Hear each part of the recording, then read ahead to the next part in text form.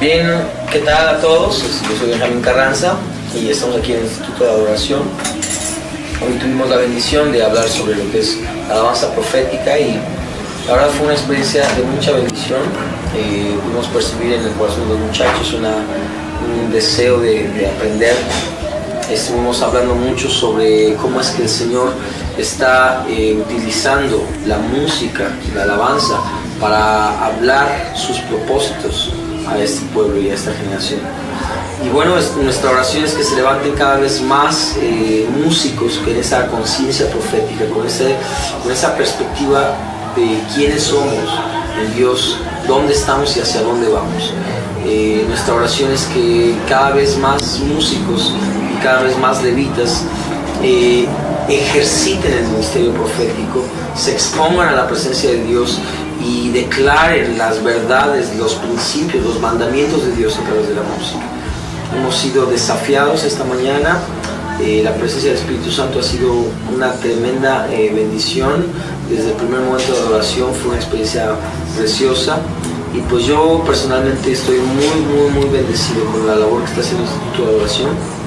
Yo quiero felicitar a todo el equipo, a los directivos, a los maestros, al staff, a los alumnos, por creer en esta visión y por continuar desarrollándola. De verdad, cada vez que tengamos la oportunidad de estar aquí en el Instituto de Adoración será una tremenda bendición.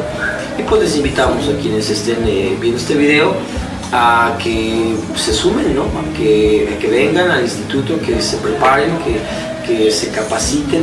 La música es un lenguaje maravilloso, la música fue creada por Dios para la alabanza de su gloria, y qué hermosa labor que una institución como el Instituto de Adoración esté incursionando y esté desarrollando músicos, cantores, instrumentistas y maestros en todo este tema tan hermoso que es la alabanza y la adoración. Dios les bendiga. Y sobre toda carne, y vuestros hijos y vuestras hijas profetizarán. Yo quiero hacer un énfasis, mis amados, porque la profecía desde el Antiguo Testamento era reservada para los escogidos. Tú ves en el Antiguo Testamento que estaban los profetas, ¿no? ¿Quiénes eran los profetas? Díganme un profeta que les salte así a la mente inmediatamente. Cuando tú dices profeta, ¿quién es un profeta? Elías, ¿no? Fuego del cielo que descendió, le cortó la cabeza a los profetas de Baal, a los sacerdotes de Baal. Otro profeta, por favor. Bien, Samuel, ¿no? Hoy vamos a hablar sobre Samuel. Samuel, el profeta, el que profetizó, el que ungió a David, ¿no? al rey. 17, que la promesa era que en los últimos días los hijos y las hijas profetizarían. Quiere decir entonces que la profecía ya no iba a estar reservada solamente para unos cuantos escogidos, sino para todos los hijos e hijas. ¿De quién? Pero los hijos e hijas de quién? ¿A quién le habla? ¿A quién va a dirigir esa profecía?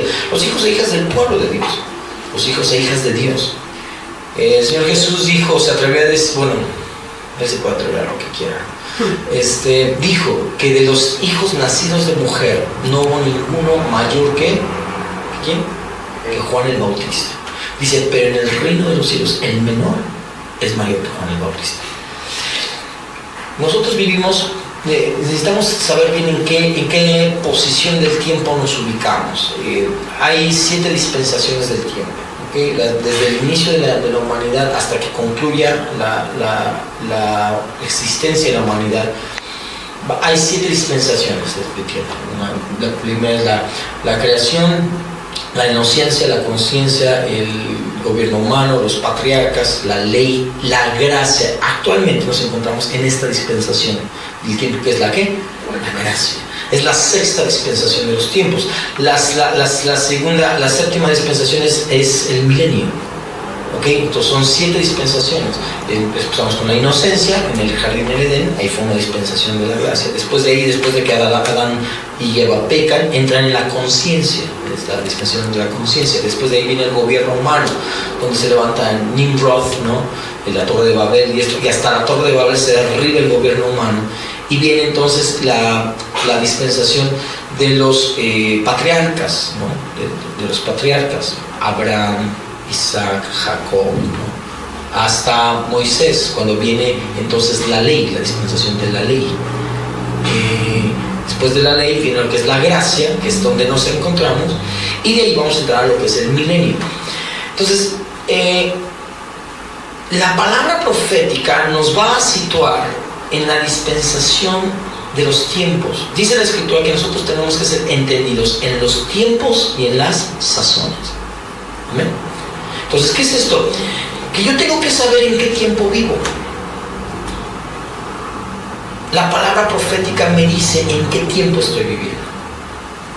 La palabra profética, ¿qué significa profetizar? ¿Qué significa un profeta? Ahí los profetas no predicen el futuro, no. Los profetas dicen lo que va a suceder en el futuro en base a lo establecido por Dios. Porque recuerde que Dios no vive en la dimensión del tiempo. El tiempo no lo limita. Dios tiene un plano completo de nuestra vida. Dios habita la eternidad. Ese es otro choro bien fuerte, una enseñanza bien profunda, que nosotros, nuestra mente finita, no alcanza a comprender. ¿Cómo es que Dios está en el pasado, está en el presente, está en el futuro, ¿no? Dios es eterno, ¿no? Entonces es un ciclo, ¿no? Pero la voz profética nos permite a nosotros, como seres humanos finitos, seres humanos sujetos al tiempo y al espacio, tener una referencia de lo que sucede en la eternidad. ¿Ven? Entonces por eso dice, en parte conocemos y en parte profetizamos. Bueno, y ahora, ¿qué tiene que ver esto con la alabanza? ¿Qué tiene que ver esto? Pues yo soy músico, yo estoy preparándome la música, yo voy a dirigir la alabanza en la iglesia. ¿Qué tiene que ver esto conmigo? ¿No? Puedes encontrar gente en el medio cristiano que de repente sus vidas dejan mucho que desear. Mucho que desear. Pues no te vayas, no nos vayamos nada más con la finta de, ay, qué padre suena, brother, no manches, esto sí pega, esta rola sí pega, brother. Ok, si pegó la rola que suave, pero hay que ver qué tanto te pega su vida. Esa es la gran diferencia entre los músicos que ministramos alabanza al Señor y cualquier mariachi. Decía el Marcos, ¿no? Dice, para hacer buena música cualquier mariachi y lo hace mejor. Pero los que servimos al Señor, no nada más cuidamos tener afinada el instrumento, tenemos que tener afinada la vida. ¿Amén? Ok. Tu boca. Hay mucha música actualmente, y bueno, no actualmente, desde siempre ha habido música que pega el alma nomás, aún dentro de la iglesia. Hay música que va al alma, que no va, ay, es que sentí bonito. Había unos hermanos que me decían, brother, es que canta la de Cansado del Camino porque esa me pega, brother, esa canción me pega. ¿Qué me interesa que te pegue? Yo quiero que te transforme, brother. Hubo un hermano, ¿no?, que decía, hermano, no cantes de las suavecitas porque me duermo. Canta de las así, de gozo, porque yo me ponga emocionado. Porque estamos acostumbrados a que nos alimenten el alma. Ay, sí, que salte, ¿no? Ay, sí, que sienta. Y como la música suple esa necesidad, ¿cierto o no? Que la música te hace sentir bien, ¿no? Te levanta el ánimo. Ok, tampoco me voy a rasgar las vestiduras. No, esa música es del diablo, carnal, pecador. No, también es válido, pero hay algo más. No, Oseas, Dios lo mandó a predicar la manera que él hizo, y lo impresionante de la palabra profética y de la voz profética es que usa métodos a veces muy inverosímiles. La voz profética tiene que ver también mucho con el evangelismo. ¿Sabes cómo mandó Dios a predicar a Jeremías? Desnudo. Así dice la palabra. Dice, y predicarás, ahí dice, con todo descubierto, y dice la palabra, desnudo. Imagínate un tipo caminando en la calle desnudo.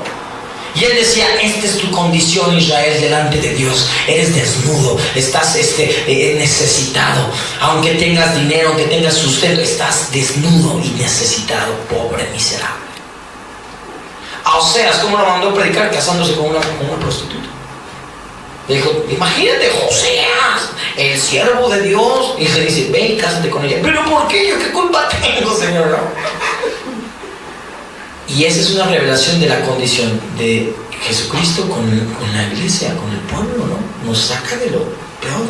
Entonces la voz profética funge esta función de parar el desenfreno del pueblo.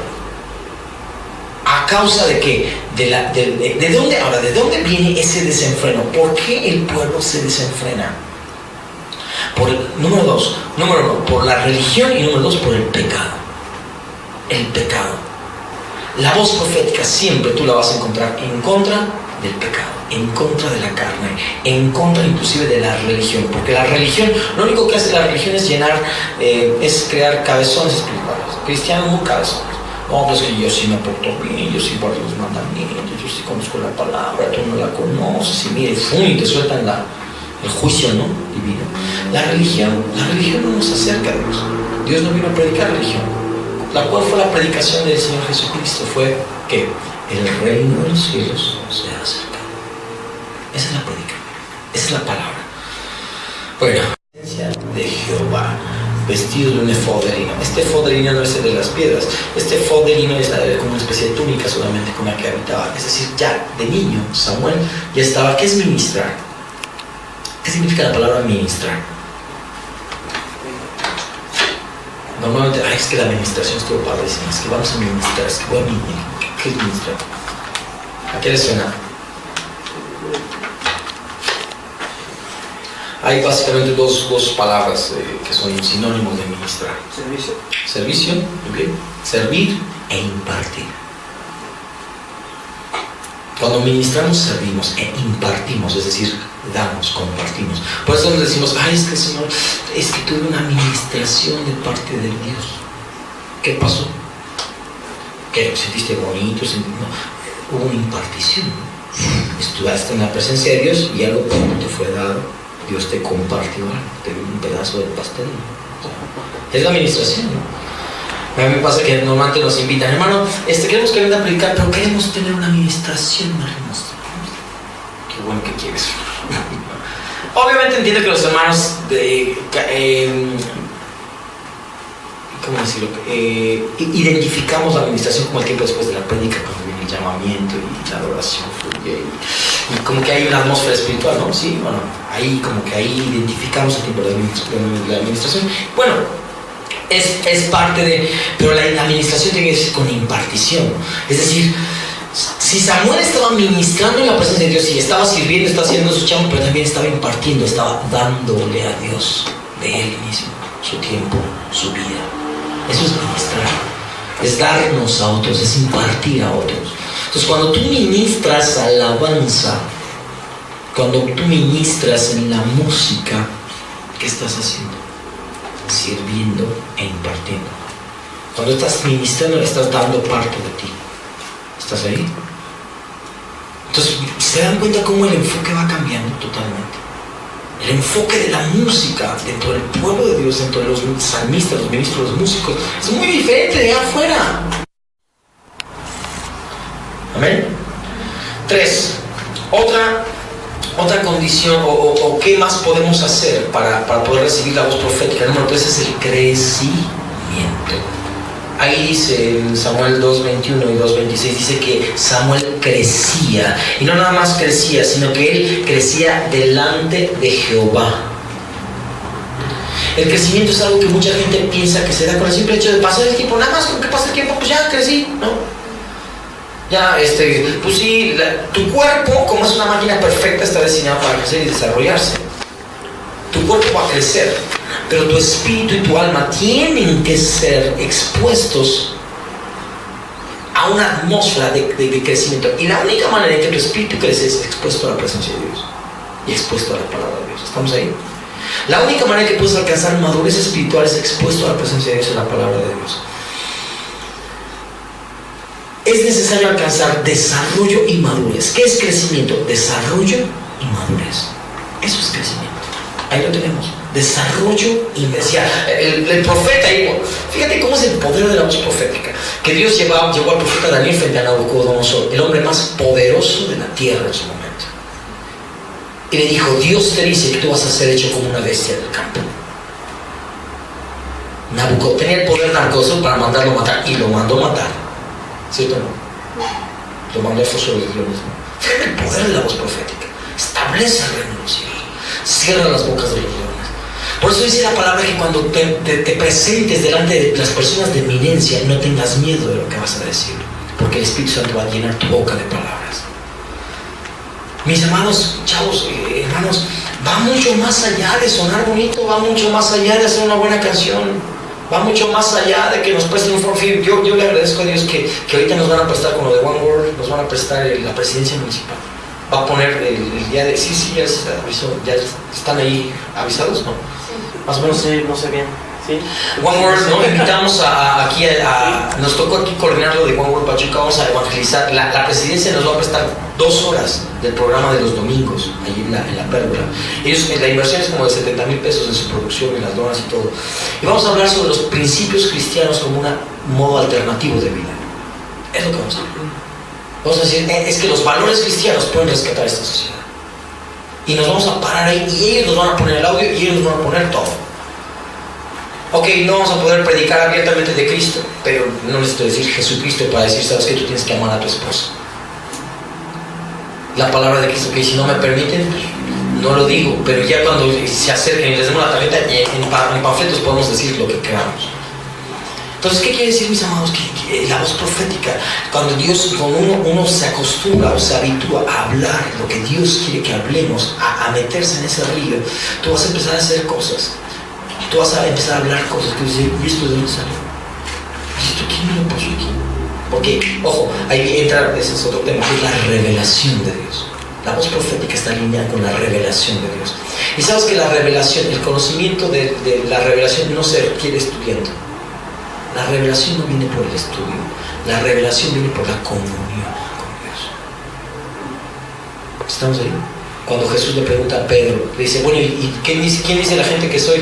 Dice, unos dicen que eres profeta, otros dicen que eres Elías, otros dicen que eres Moisés. Dice, ¿y tú quién dices que soy? Y le dice Pedro, le dice, tú eres el Cristo, el Hijo del Dios viviente. Y le dice Cristo, ¿qué le dice?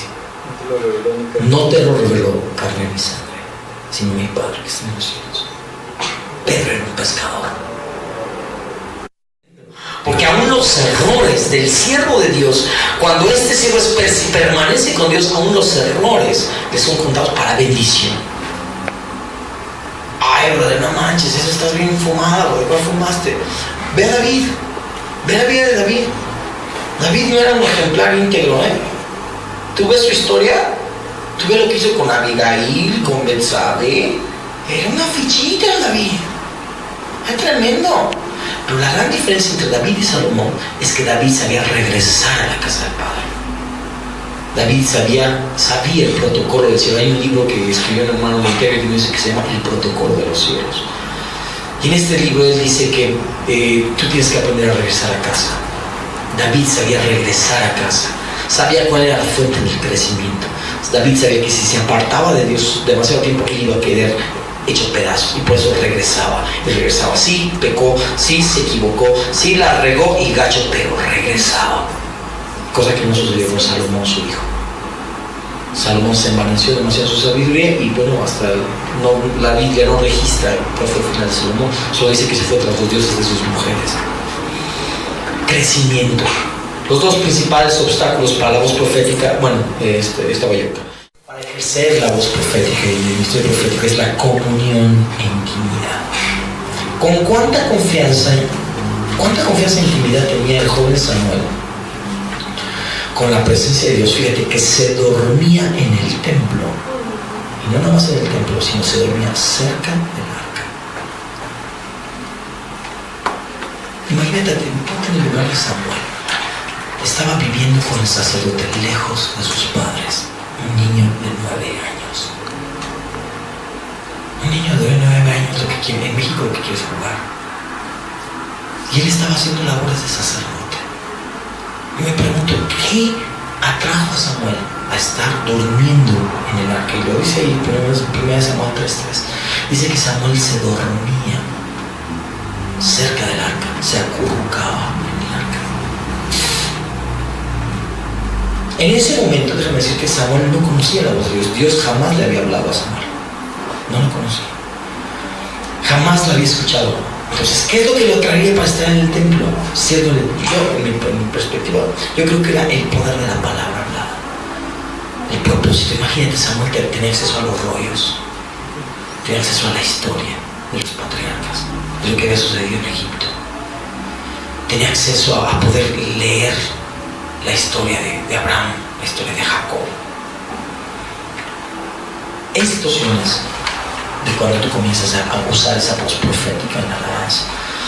Pero yo me gustaría más que meditar. Llévense, por eso les traje las copias, llévenselas, estudien, ruménlas.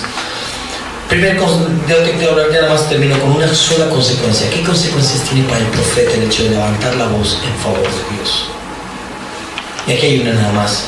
Te dejo esta, hay muchas más, pero la principal dice, es el respaldo divino. Dios respaldó las palabras de Samuel y no dejó que quedara sin cumplimiento en ninguna de sus profecías. Ninguna.